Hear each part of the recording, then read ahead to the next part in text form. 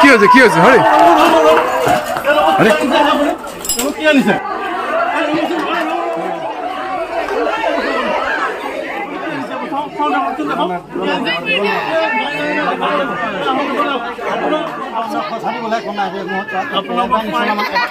আপোনাক কৈছে নিচলা মানে একেবাৰে দণ্ড খৰচা বুলি ক'লে মোক আৰু জৰিমনা নকৰিব আৰু দেই মোক খালি এনেকুৱা যাতে ভুল নকৰে পলিথিনটো বৰ্জন কৰিব লাগে আগৰ দিনত যেনেকৈ ব্যৱহাৰ কৰিছিল কলপাত পটুৱা এনেকুৱাবোৰ ব্যৱহাৰ কৰিব লাগে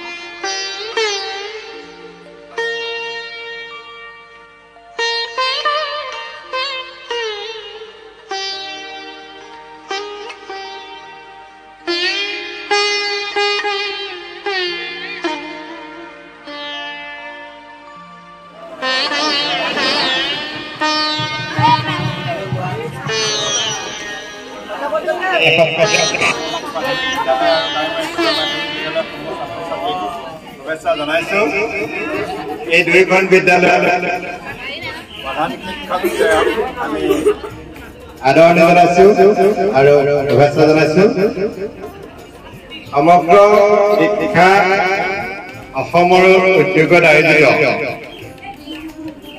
শিক্ষক ক্লাব ফৰ মিছন লাইফৰ এক বিশেষ কাৰ্যসূচী হিচাপে আমি আজি সপ্তাহজোৰা গ্ৰীষ্মকালীন শিবিৰ আয়োজন কৰিছিলোঁ আৰু আজি আমি শেষৰ দিনটোত উপনীত হৈছোহি আজিৰ মূল বিষয় হ'ল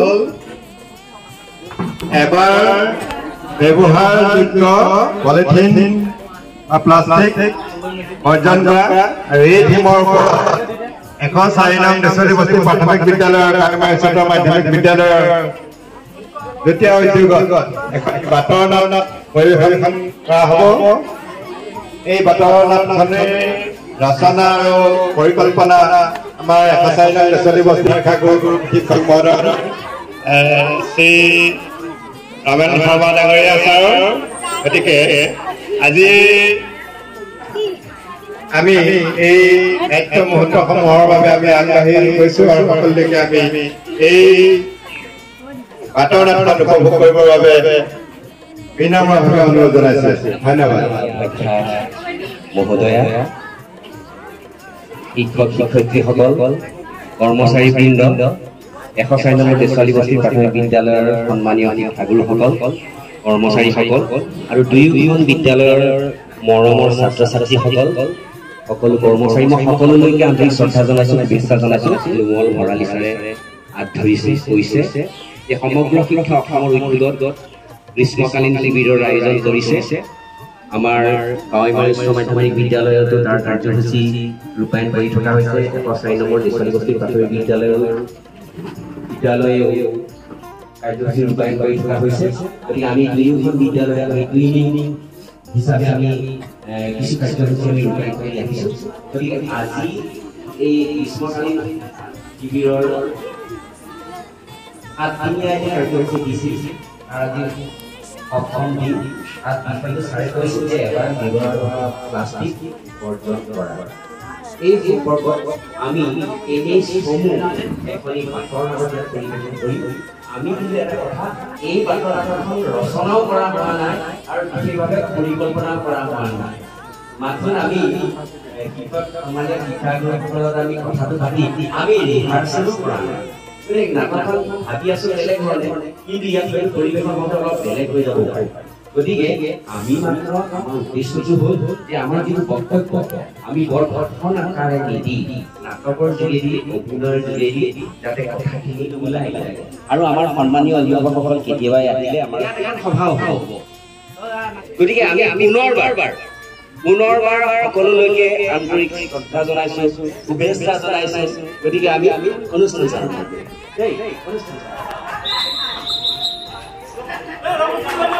কি হয়েছে হৰে আৰে কি আনিছে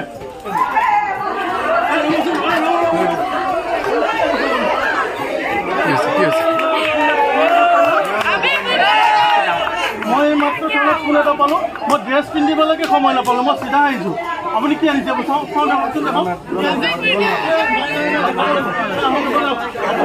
আপোনাৰ বহুত দিনৰ পৰা আপোনাৰ ওপৰত এটা কমপ্লেইন পাই আছোঁ যে আপুনি আমাৰ অঞ্চলটোত আপুনি অবৈধ কাৰবাৰ কিছুমান কৰা আছে।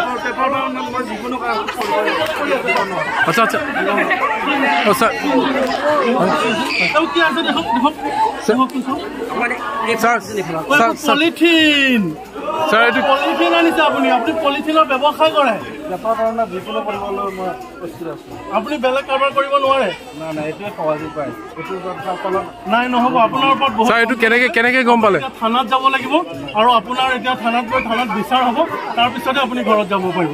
আপোনাৰ ৰ'ব লাগিব। এই ছাৰ অকণমান দেৰি অৱস্থাত আমি মানে অনুষ্ঠান এটা পাতিব খুজিছোঁ, এনেকুৱা এটা যে ঘটনা এটা হ'ব আমিও ক'ব নোৱাৰোঁ। আপুনি অকণমান ইফালে হওক ইফালে এখেতক যাব দিব নোৱাৰি, এখেতৰ বহুত কমপ্লেইন আছে। নহয় ৰ'ব, এখেতে যে ক'লে পেটৰ কাৰণে এইটো ব্যৱসায় কৰে, কিন্তু আপুনি বেলেগ ব্যৱসায় কৰিবলৈ নাপায়।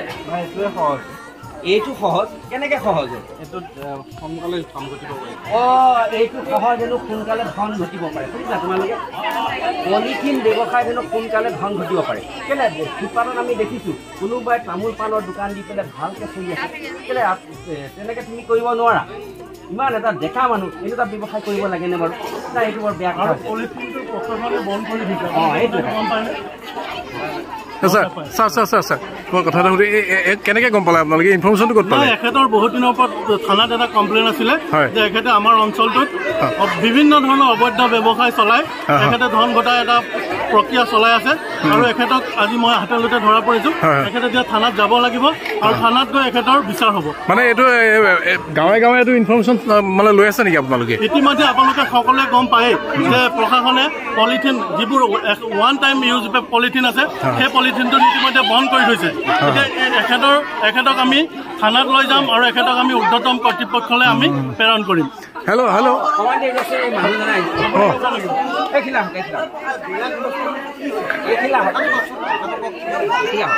দাদা দেউ ক'ৰ পৰা আহিলে? মোৰ ভাওনা খবৰ আছিলে।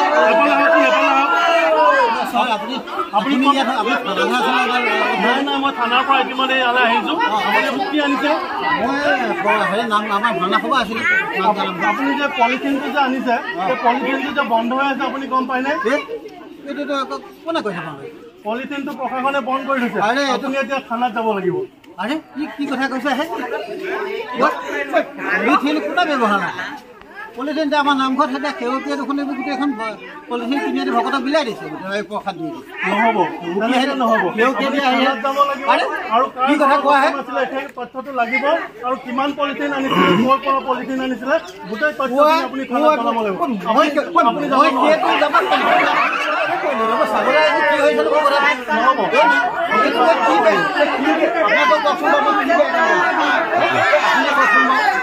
পলিথিনত বা প্ৰসাদ কোনাই নিদিয়ে। মই কৈছোঁ এইটো এটা ভাল পদক্ষেপ লৈছে প্ৰশাসনৰ কথা তেখেতে কৈছে। তেখেতে এতিয়া প্ৰশাসনৰ মানুহ। বুজি পাইছোঁ মই আকৌ। নহয় এইটো আমাৰ ভুল হৈছে, আপুনি ভুল কৰিছে। কেনেকৈ আপুনি কটৰ যুগৰ পৰা চলি আহিছে এনেকৈ? নাই মই কথা এটা কওঁ শুনি লওক ৰাইজ, শুনক দেই, কিবা সকলোৱে শুনি লওক যে এই পলিথিনটো কিমান মাৰাত্মক হ'ব পাৰে আপোনালোকে গম পায়নে? এই পলিথিনটো প্ৰায় 100 বছৰ যদি আমি ক'ৰবাত পেলাই থওঁ তেতিয়াও এই পলিথিনটো পচি নাযায় আৰু এই পলিথিনটোৱে মাটি প্ৰদূষণ কৰিব, বায়ু প্ৰদূষণ কৰিব আৰু বিভিন্ন ধৰণৰ বেমাৰ আজাৰৰ সৃষ্টি কৰিব। এই পলিথিনটো যদি আমি পুৰি পেলাওঁ আৰু এই পলিথিনটো পৰি যিটো ধোঁৱা ওলাব সেই ধোঁৱাই আমাক কেঞ্চাৰৰ নিচিনা বেমাৰ সৃষ্টি কৰিব পাৰে। সেইকাৰণে প্ৰশাসনে এই পলিথিনটো বন্ধ কৰি থৈছে। এতিয়া মই 2জন ব্যক্তিক মই হাতেলোতে ধৰা পেলাইছোঁ পলিথিন ব্যৱহাৰ কৰি থকা। এতিয়া এই 2জন ব্যক্তিক আমি থানালৈ লৈ যাম আৰু এওঁলোকৰ সকলোৱে কচোন বাৰু মই এইটো কি ভুল কৰিলোঁ? মই এইটো ভুল কৰিছোঁ নে বাৰু? কি ভুল কৰিছোঁ বাৰু মই কচোন? তাকে ভুল কৰিছিল তোমালোকক কচোন ভুল কৰিছিলে? পলিথিন ব্যৱহাৰ কৰি ভুল কৰিছিলে। সকলো মুখে দেখোন একেটাই কথা। ভুলে হ'ল মোক মাফ কৰি দিব। মই নুবুজি এতিয়াহে বুজি পাইছোঁ। আজি ইমান দিনে মোক দিয়ে আৰু মই লৈ গুচি আহোঁ। মইনো কি হ'লা ভাই মোলা ভকত মানুহ প্ৰসাদ আপুনি ক্ষমা খুজিছে ঠিকে আছে, কিন্তু প্ৰশাসনেতো ক্ষমা কথাটোতো মানি নলয়। আপুনিতো থানাত যাব লাগিব। আপোনাৰ দণ্ড খৰচা দিবলৈ কোন নাই একেবাৰে আপোনাক কৈছে নিচলা মানে একেবাৰে দণ্ড খৰচা বুলি ক'লে মোক আৰু জৰিমনা নকৰিব আৰু দেই।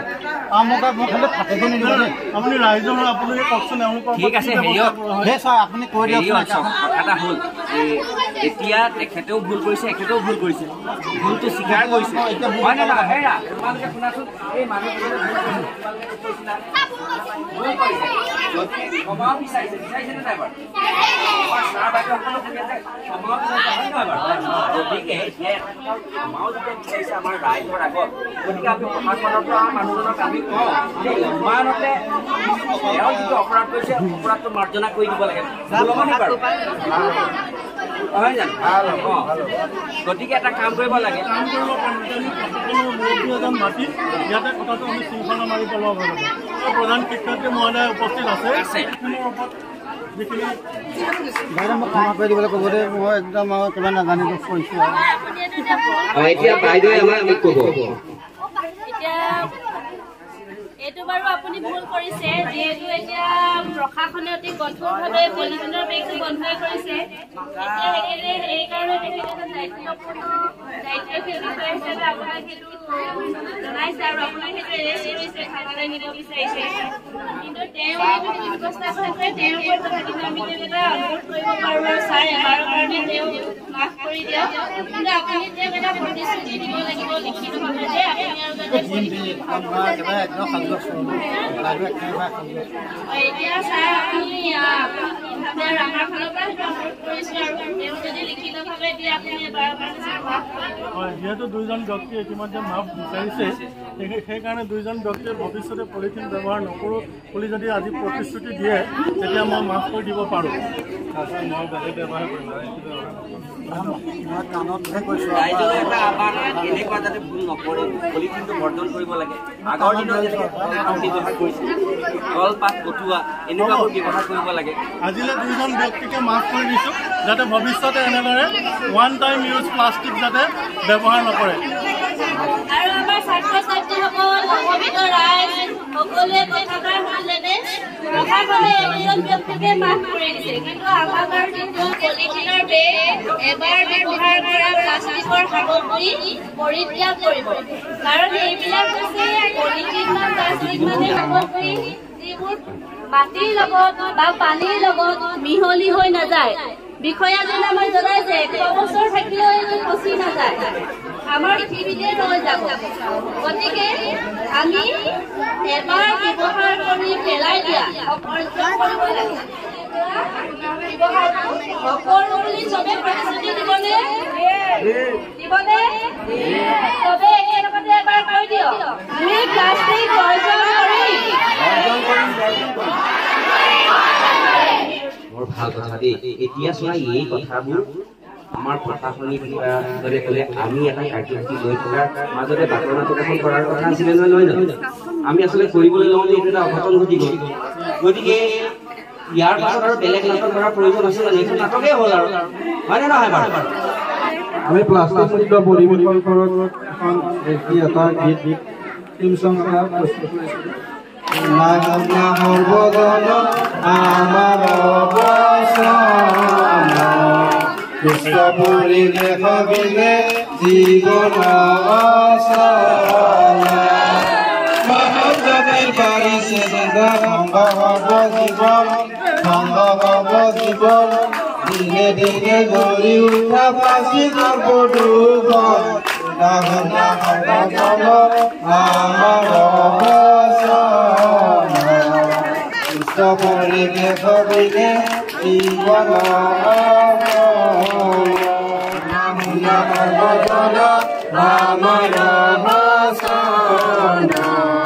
সুস্থ পৰিৱেশ বিনে জীৱন আৰু নতুন প্ৰজন্মক সুৰক্ষিত ধন্যবাদ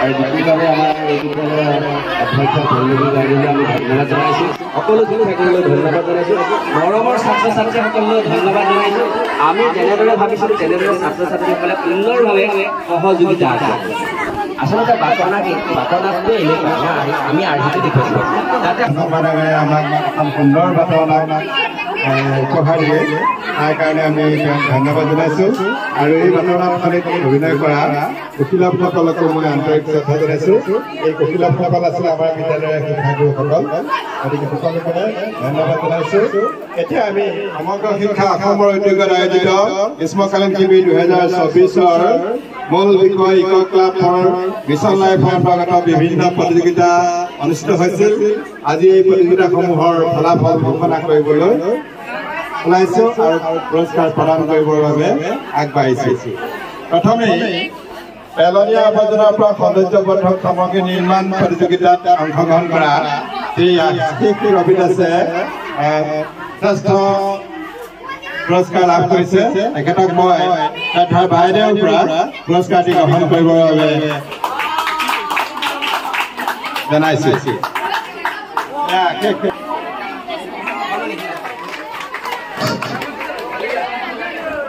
ইয়াৰ পিছতে পোষ্টাৰ মেকিং কম্পিটিশ্যনত অংশগ্ৰহণ কৰি শ্ৰেষ্ঠ পুৰস্কাৰ লাভ কৰিবলৈ সক্ষম হৈছে 9ম শ্ৰেণীৰ ৰাজদীপ ৰবি দাসে গতিকে ৰাজদীপ ৰবি দাসৰ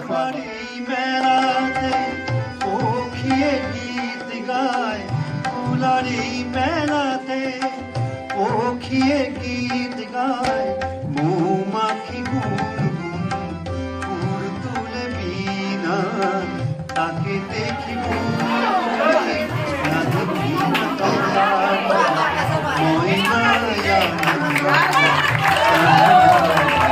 ইয়াৰ পিছতে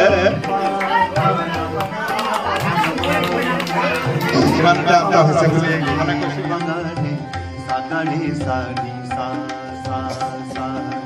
সাৰে গামা বাধা নিজা ফুলাৰে মেলাতে